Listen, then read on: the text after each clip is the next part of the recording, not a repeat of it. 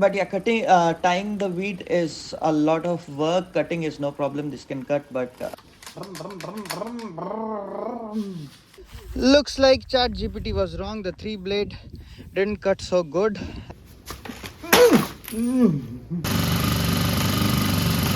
I got few tips for you. Let me show you first.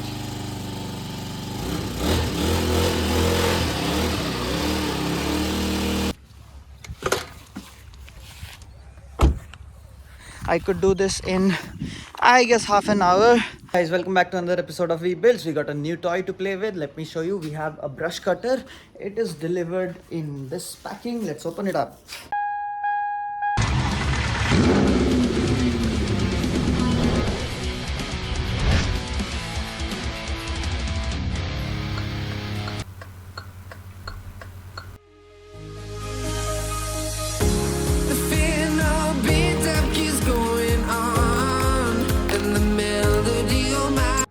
So this is how the machine looks. Let me show you what we get inside it. This is a shield. This is to cover the blades, I think. Okay, and then this is the shaft. This is the main motor. It is 50cc. The company is RBD. And then this is the handle, another shaft attachment, the protector, the blade protector. Yeah, that's about it. And right here is the blade. These are the main blades which we'll use for cutting. Let's see now. Here's the manual. So let's read the manual and then assemble it. Now here is everything that we got in the package, and we have no idea, absolutely no idea how to connect all these. So we'll go through the manual, but take a look. This is a shaft. These are all the protection things for the blade and cutting, and those are the blades. This is one triangle, circle, and this one is for cutting the grass. It has two ropes coming out of it, and this is the belt. This small thing, I don't know where it goes. Let's see. This is a 50cc 4-stroke engine, and the shaft again. Those are the handles. This is a toolkit that we got with it. So here is everything, and now let's get to assembling it. First one is this safety bracket goes over this shaft. No, okay. Like this, okay. And then this one goes here, and then two screws. Just like that, we have the safety cover on, Now this handle goes on this shaft right here, just like that, and then we can tighten these screws. It should be in upright position like this, whatever is comfortable. So the controls will go on this side. So basically this handle will go this side.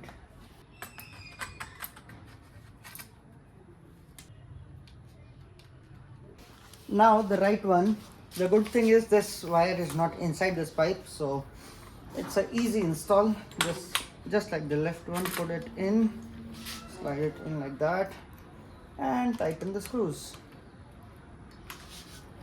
And hold it like this. And now these two protective gears go together like this. These 4 pins just go into these ones. 1, 2. Where are you? 3, 4. Wait. Just like that. There you go. And then you can tighten these screws right there with the screwdriver they gave us. Tiny ones. This attachment is also ready. This is basically for cutting wheat, right? I think finally I know where this thing goes. This must be a stopper for this, so that when it is not connected, no dust or anything goes inside, right?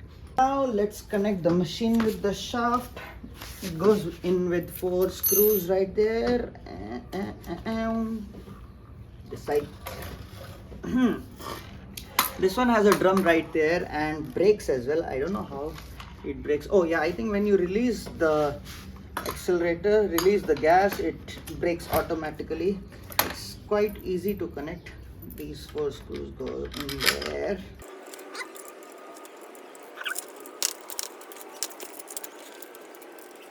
One quick tip is do not tighten the screws initially, because otherwise it will be a bit difficult to join them.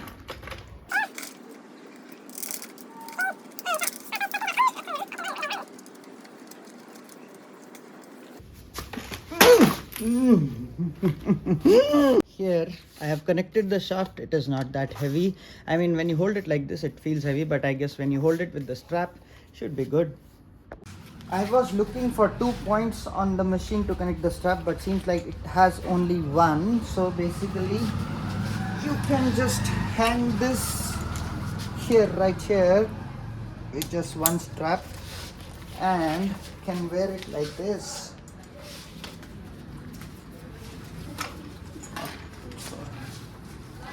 Yay!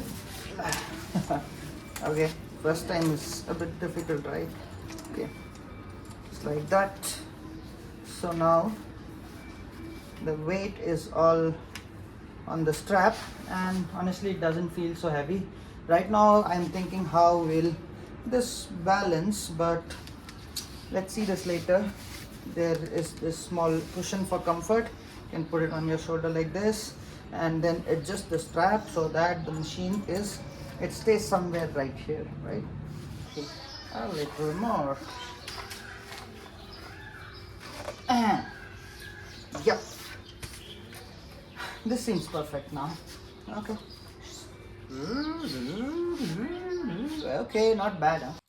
Now to make the connections we need to remove this cover, and you just press this and pull it out,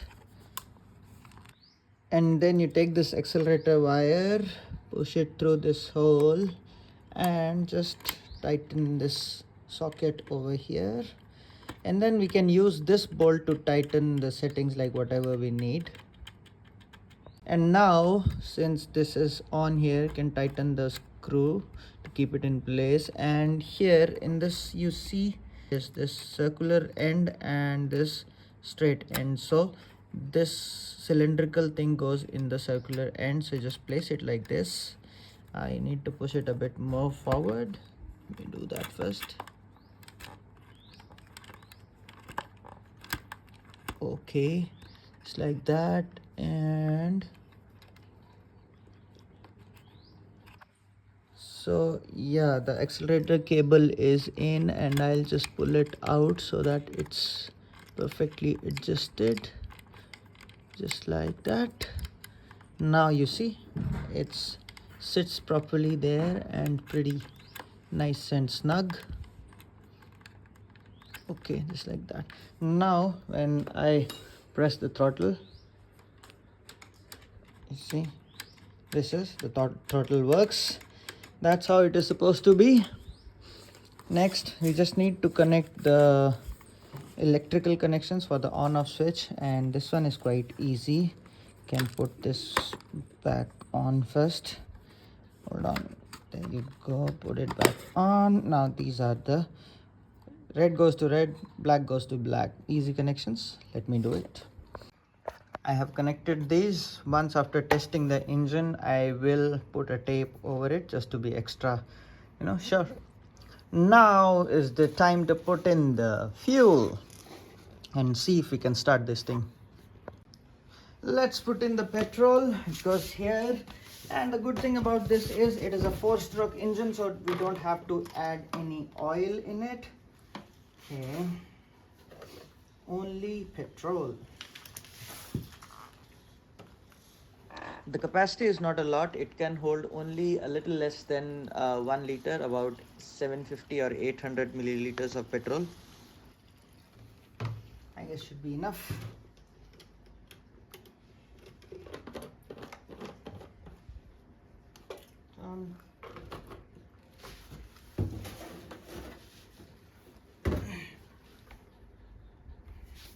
Let's try to start it now. The on switch, and here is the starter. Let's see.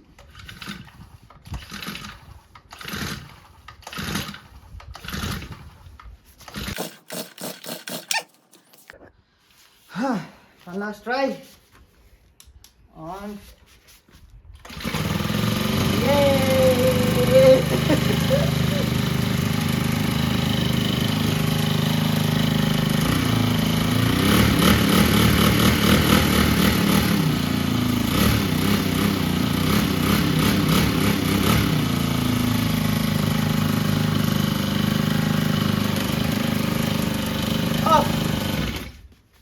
So the engine works.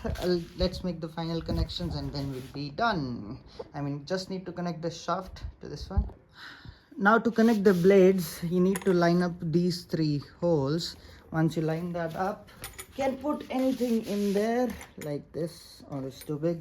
So this one. So it stops the main wheel from rotating, and then you can unscrew this bolt. And it has opposite threads, so to unscrew we need to turn it clockwise instead of anti-clockwise. And there it goes. Take this out, take this out. Now I can put in the blade. Now looking at this, I understand these 3 screws are the perfect place to fit in these holes, so I guess we'll need to unscrew them and then put this in, and it will fit in perfectly. So this attachment will go like this. So let me do that. Alexa, play.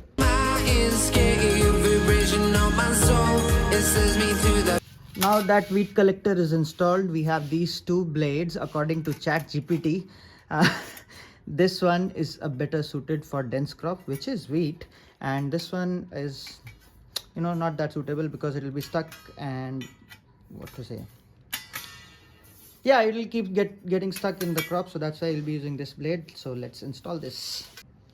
Now all these components go there. किसी को नहीं. Pause. Alexa, pause. Okay, these are all the washers and everything that we need to install this blade. So first thing is this one, which holds the rotor shaft, goes first. So this hole should be aligned with this, and there you go, one. Then this blade can just go over here. I think like this. Back on Wednesday. Shreyas Iyer's decision to bat first proved right as KKR smashed 272 for 7, the second highest. Alexa, stop. Then this washer goes on the top. I don't know if we need to use this or not. Let me see. I don't think so. Oh, maybe like this. No, I won't be using this. Pull it out, and then our screw, which has opposite threads, goes on the top like that, and then again.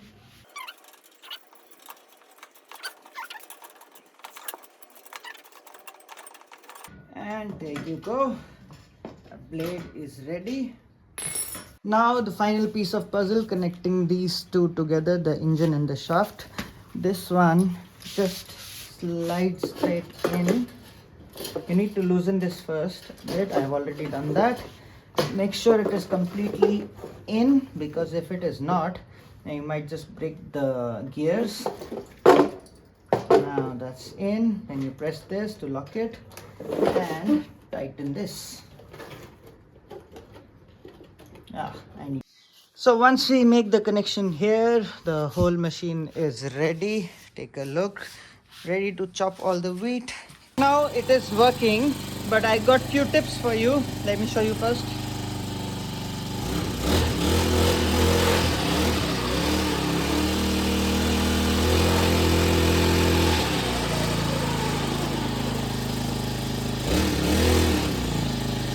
Just like that, it's working. So the tip that I was talking about is, when you fix these 2 shafts together, make sure it slides completely in. Use a little bit of grease if you have to, because if this is not completely in, the gears will grind with each other and it might break it. Then you'll be in a lot of trouble. But if you slide it completely in, it will fix perfectly together, and then you don't have to worry. That's the only tip I have for now. And yeah, make sure you run the engine 2 minutes on idle before you do anything. And on first startup, don't use full gas for testing, because there might be some loose connections and you might end up breaking it. So just start with small steps, small acceleration, and see if it works fine, and then you can move on to riding it at full speed. Let's go and test it. Okay. Here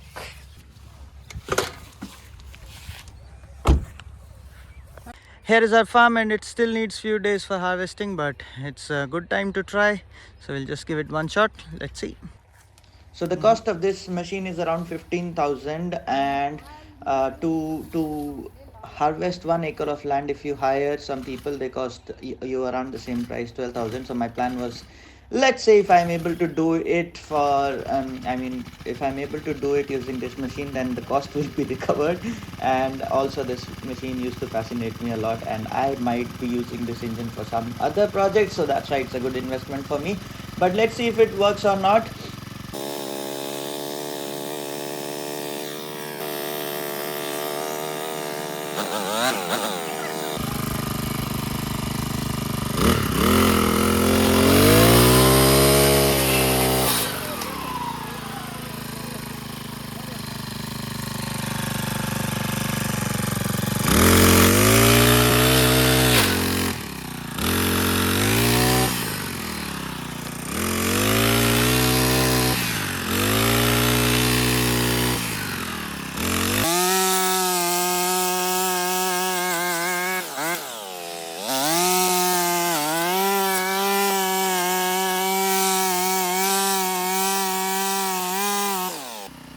The first attempt was absolute disaster.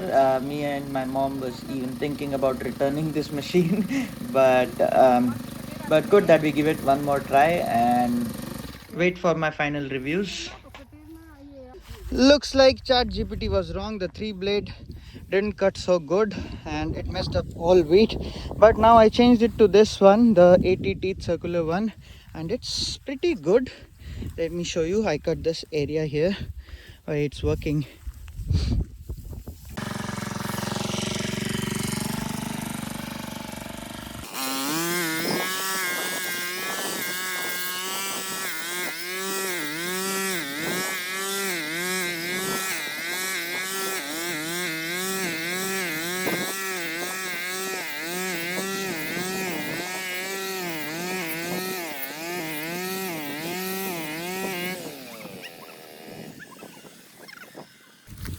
I found this cap.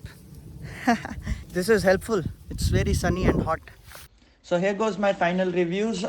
There are some things that you need to take care of when you cut wheat using this machine. First is opposite to your gut feeling. You have to start from the opposite side, where when you cut the stroke, like let's say you are cutting the stroke from from right to left. So basically you should start from the left end of the field, so that when you make a stroke, the collected wheat goes to the empty space, and then it doesn't fall on the rest of the wheat. That's one. Now I'll start from the opposite end. Ta ta ta da. Let's go, let's go, let's go.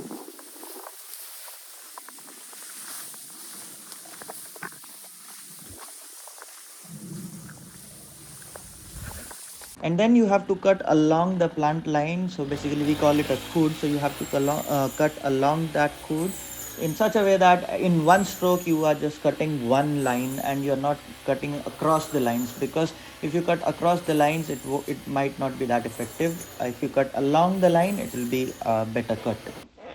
Next thing that you need to take care of is, don't take a large pile of wheat in one stroke. Make sure you take small strokes at a time, because if you take large strokes, eventually the blade gets stuck in the wheat and it doesn't cut the remaining part, and they bend over, so you tend to leave the last part of the stroke. So that's why you just take a smaller stroke, maybe around 3 feet wide, and then you can easily cut them. So don't be greedy, just small strokes will do good. Look at the results, getting better with every stroke. See,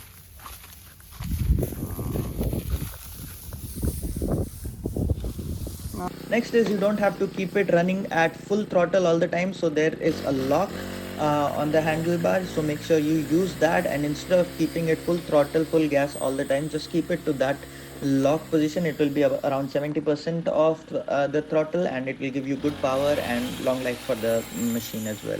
If you want the reviews in one statement, this machine doesn't cut the wheat as good as you cut it by hand, but it absolutely cuts it better than a reaper. And about the efforts, it has less efforts than cutting by hand, but obviously more efforts than cutting by a reaper. Then these two things should let you make a decision. Now the wheat that we cut, there are some some, if the wheat is not completely ripe, it might just leave some of the strands standing, and then you might have to cut them manually.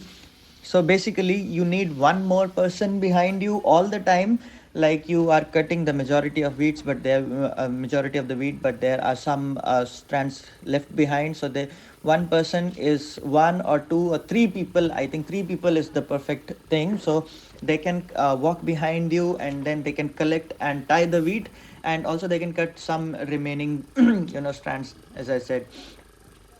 But yeah, tying the wheat is a lot of work. Cutting is no problem, this can cut, but tying is another thing that is still left. So that's why it's not as good as a reaper in that part. So finally, I would say that, let's say if you are the only person who is cutting wheat, or let's say if your family plans to cut the whole wheat by themselves, then it's better to buy this machine. It will bring your investment back in 2 seasons, I would say, because there would be a little bit of wastage, but then eventually you end up saving that amount. You don't have to pay the workers. But let's say if you look for more comfort and you don't want to do it by yourself, then this machine is not for you, because in the videos it might look very easy to do, but it's not that easy. It's a bit tiring as well, because eventually your shoulders start hurting after some time. Depends on your capacity. Talking about the fuel consumption, it takes around let's say 5 refills to complete half an acre of land. So if you talk in Indian rupees, you might end up spending 1000 rupees for 1 acre of land. So yeah, that's the calculation. Here it is. This is how much it could do in half a liter of petrol. And finally, there's no more petrol. Initially, it's not that easy. It's a bit tiring also.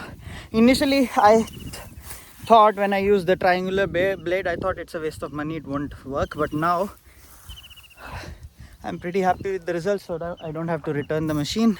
And I guess it's a successful build. What to say, it's not a build. It's a successful machine, and I do recommend it. So this is how the output looks like. Eventually, at some places, if the wheat is fallen down, it won't cut it properly. But otherwise, if you look at this, if the wheat is proper standing, it cuts it like very to the bottom. So I like the results, and I could do this in, I guess, half an hour, which is an achievement. So yeah, that's a wrap, guys. See you in the next one. Bye bye. Like, share, subscribe. Ta-da. If you like this video, please consider subscribing.